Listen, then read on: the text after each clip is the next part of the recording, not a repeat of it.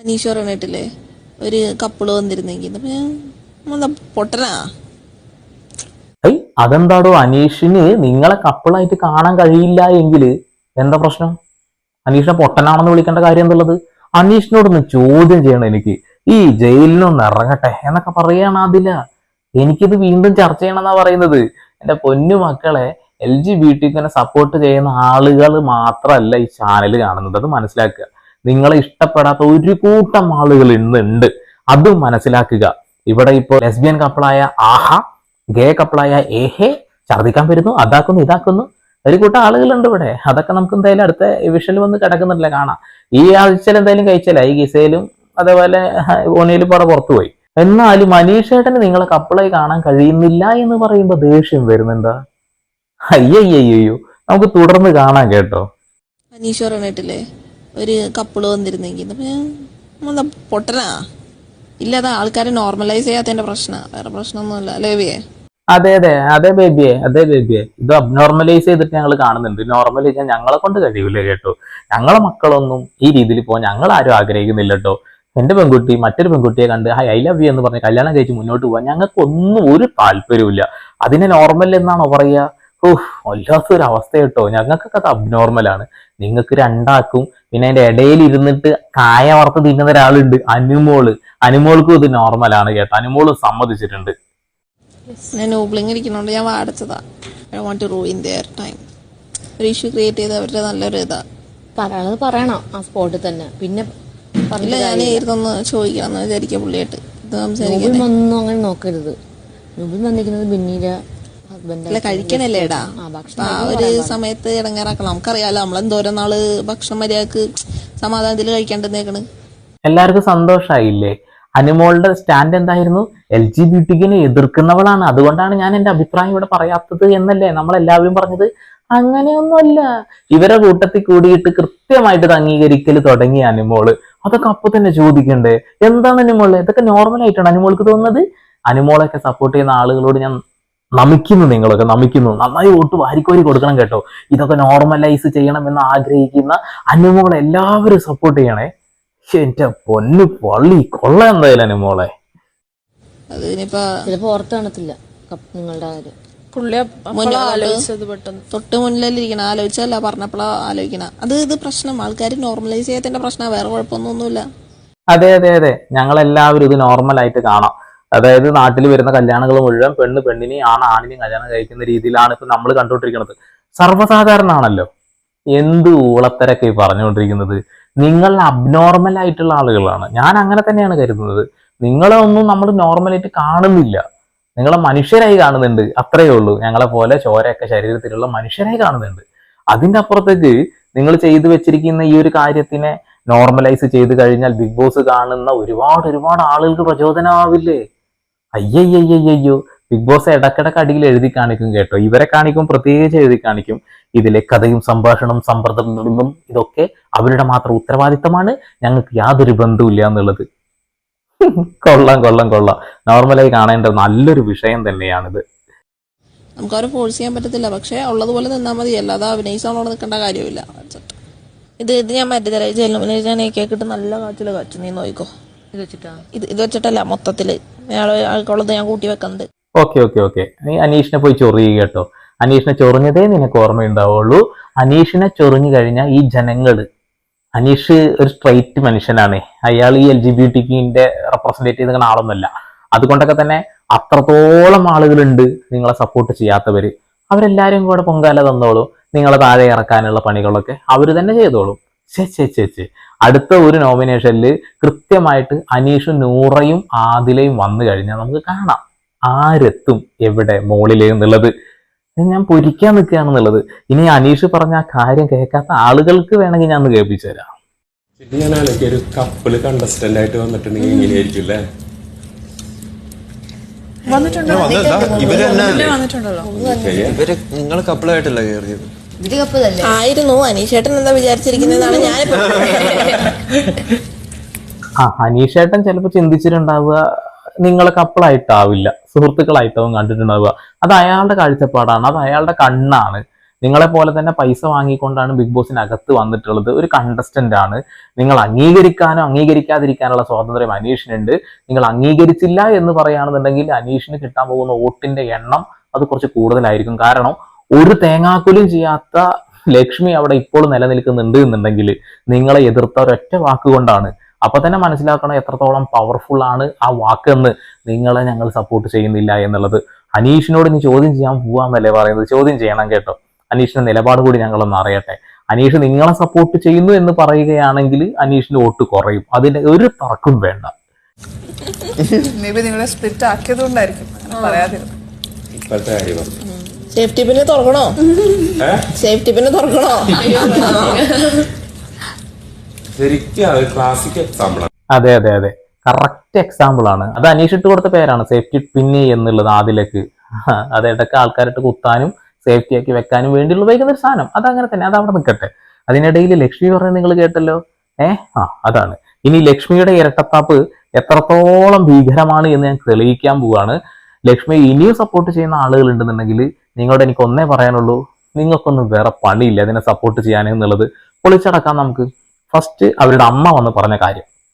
You will try. എല്ലാവരെയും ഞാൻ അമ്പലപ്പുഴ എൻ്റെ വീട്ടിലോട്ട് വെൽക്കം ചെയ്യുന്നു. ഓക്കെ, ആദില, നൂറ, ഇവൾ വീട്ടിൽ കയറ്റുന്നതിനാണെങ്കിലും സിറ്റൗണിൽ ഇരുന്നാൽ മതി. കേട്ടല്ലോ, എല്ലാവരും ഇരുന്നു. ഉണ്ട്, അതെല്ലാം പിണക്കം. അതൊരു ഏജിന്റെ ഓരോരുത്തർക്കും ഓരോ വ്യക്തിത്വം ഉണ്ടല്ലോ, ഓരോ അഭിപ്രായങ്ങളുണ്ട്. എൻ്റെ ഇളയ കുഞ്ഞു പാർവതിയെ പോലെയാണ് മോളിരിക്കുന്നത്. ഞാനാണോ?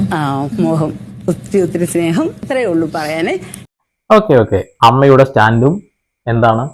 ഇത് തന്നെയാണ്. വീട്ടിനകത്ത് കയറ്റില്ല, വീടിന്റെ മുറ്റത്ത് ഉമ്മറത്തിരുന്നോളാം. ഉമ്മറത്ത് ഞങ്ങളൊക്കെ പരിചയമില്ലാത്ത ആൾക്കാരെ ഇരുത്തുള്ളൂ. അകത്ത് കയറ്റാത്ത താല്പര്യമില്ലാത്ത ആളുകൾ മുറ്റത്ത് തന്നെ ഉമ്മറത്തിരുത്തും.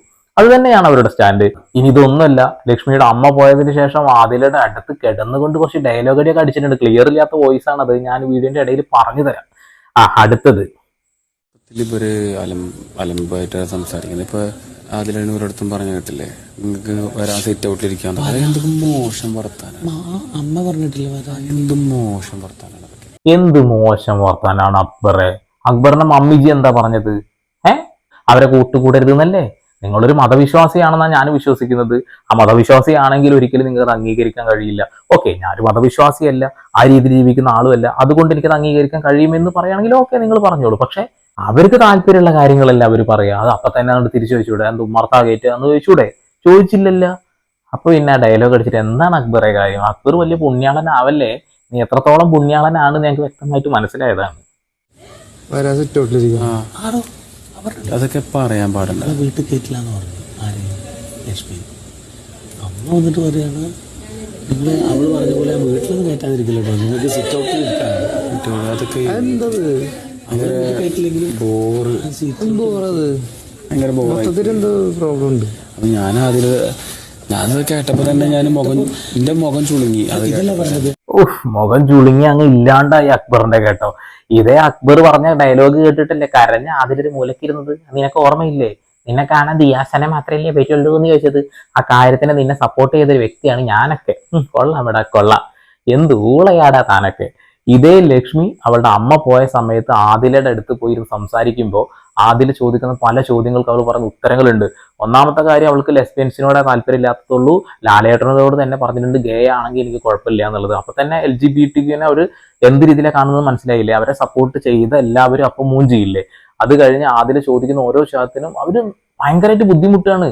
അതായത് പിടിച്ചു നിൽക്കാൻ കഴിയില്ല എന്ന് മനസ്സിലായപ്പോ അവർ ഡ്രാമ കളിച്ചതാണെന്ന് സമ്മതിക്കുകയാണെന്നുള്ളതാണ്.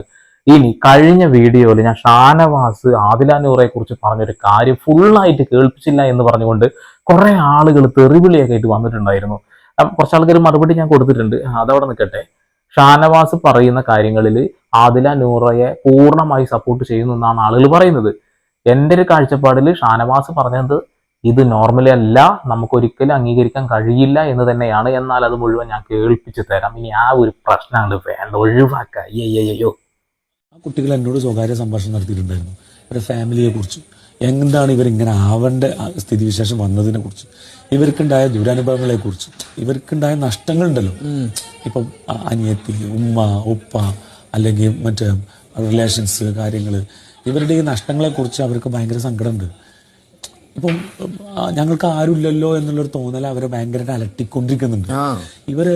ഇവര് പക്ഷെ ഇവിടെ വന്ന എല്ലാ കുടുംബങ്ങളും അവരോട് പറഞ്ഞെന്താ, നമ്മുടെ മമ്മിയായാലും ആരായാലും പറഞ്ഞു നിങ്ങൾ നമ്മുടെ വീട്ടിലെ നമ്മൾ മക്കളെ എത്ര പറഞ്ഞാലും ഇപ്പൊ കുട്ടികളെടുത്ത തീരുമാനം, അവരെടുത്ത തീരുമാനം നമുക്ക് അംഗീകരിക്കാൻ പറ്റിയെന്നൊന്നും വരില്ല. കാരണം നാട്ടിൽ നടപ്പല്ല അത്. അപ്പൊ അവരുടെ പുതിയ ജനറേഷന്റെ പുതിയ കാഴ്ചപ്പാടുകളും അവരുടെ സിറ്റുവേഷൻസും അവർക്കുണ്ടായ അനുഭവങ്ങളൊക്കെ വെച്ചിട്ടായിരിക്കും അവരിങ്ങനെ ഒരു തീരുമാനം എടുത്തിട്ടുണ്ടാകുക. ആ തീരുമാനം എടുക്കാനുള്ള എല്ലാ റൈറ്റ്സും മനുഷ്യൻ എന്നുള്ള രീതിയിൽ അവർക്കുണ്ട്. അവരെ നമ്മൾ പച്ചയായ മനുഷ്യനായിട്ട് കണ്ടാൽ മതി. ഇവൻ നിനക്കൊക്കെ വരാനുള്ള ആ ദിയാസനല്ലേ, അല്ലാതെ വേറെ ആരും വരാനില്ലല്ലോ എന്നുള്ള രീതിയിൽ ഇവൻ സംസാരിച്ചു. അതെന്ത് ശോക, എന്ത് ശോക, അതെന്റെ വായന ഫുള്ള് കച്ചറ, വെറും കച്ചറന്ന്, വെറും കച്ചറ. അങ്ങനെയുള്ള കാര്യങ്ങള് മനസ്സിന് അതാണ് അവര് പച്ച ഇറച്ചി ഇവനെ കത്തിയോട് ഉപമിച്ചത്. അതിലാന്ന് പറഞ്ഞ കുട്ടി അവിടെ ഇരുന്ന് കരയായിരുന്നു. അപ്പൊ ഞാൻ ചോദിച്ചു എന്താണ്, അപ്പൊ ഇങ്ങനെ പറഞ്ഞു എന്ന് പറഞ്ഞു. അപ്പൊ ആ കുട്ടികള് ഇവനെ കിട്ടുന്ന വഴിക്ക് വെച്ച് കൊട്ടും, സ്വാഭാവികം. ഇതേ 3 പേര് ചേർന്നുകൊണ്ട് തന്നെയാണ് നേരത്തെ ചർച്ച ചെയ്തത്. നിങ്ങൾ കേട്ടിട്ടുണ്ടാവുമല്ലോ അതല്ലേ, അതായത് ലക്ഷ്മിയുടെ അമ്മ എന്ത് ഡയലോഗ് അടിച്ചത്, അകത്ത് കയറ്റില്ല മുറ്റത്തിരുത്തുള്ളൂ. ഈ 2 പേരും ചേർന്നുകൊണ്ടാണ് അത് പറഞ്ഞത്. അക്ബർ ഇല്ലട്ടതില്, സോറി പറഞ്ഞപ്പോ തെറ്റിപ്പോയതാണ്, അതെന്താവട്ടെ. ഈ ഒരു വിഷയത്തിൽ ഷാനവാസ് എന്ത് സപ്പോർട്ട് ചെയ്തു എന്നാ പറയുന്നത്. ഷാനവാസ് പറഞ്ഞു വെച്ചിട്ടുണ്ടെങ്കിൽ നമുക്കത് അക്സെപ്റ്റ് ചെയ്യാൻ കഴിയില്ല, എന്നാൽ അവരുടെ തീരുമാനങ്ങൾ എടുത്തു, ഒരു മനുഷ്യരെ കണ്ടാൽ മതി എന്നുള്ളത്. എന്തുകൊണ്ടത് പറയുന്നു? തന്റെ വീട്ടിൽ സംഭവിക്കാത്തതുകൊണ്ടാ. ഷാനവാസ് ആദ്യം പറഞ്ഞ വാക്ക് അദ്ദേഹത്തിന്റെ ഉള്ളിൽ തട്ടിയിട്ടാ നമുക്കത് അംഗീകരിക്കാൻ കഴിയില്ല എന്നുള്ളത്. അതായത് സ്വന്തം മക്കള് ആ രീതിയിൽ പോകുമ്പോൾ അദ്ദേഹത്തിന് അംഗീകരിക്കാൻ കഴിയില്ല. ഇത് തന്നെയല്ലേ നമ്മളെല്ലാവരും പറയുന്നത്, നമുക്ക് എല്ലാവർക്കും അംഗീകരിക്കാൻ കഴിയില്ല.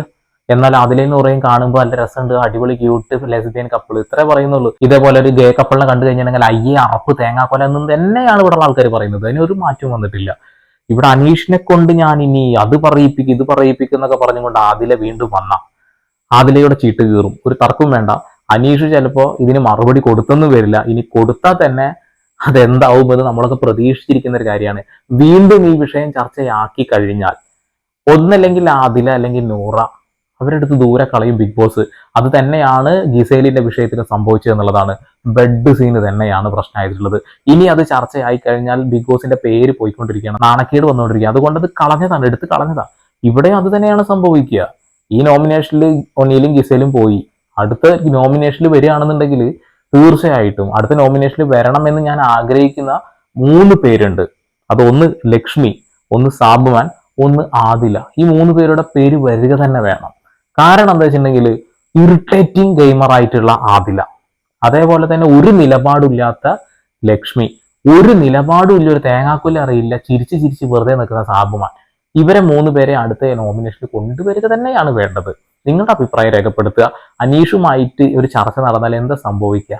വീണ്ടും പുതിയ വാർത്താവിശേഷങ്ങളുമായി സന്ദീപ് പോൾ സൈനിങ് ഓഫ്.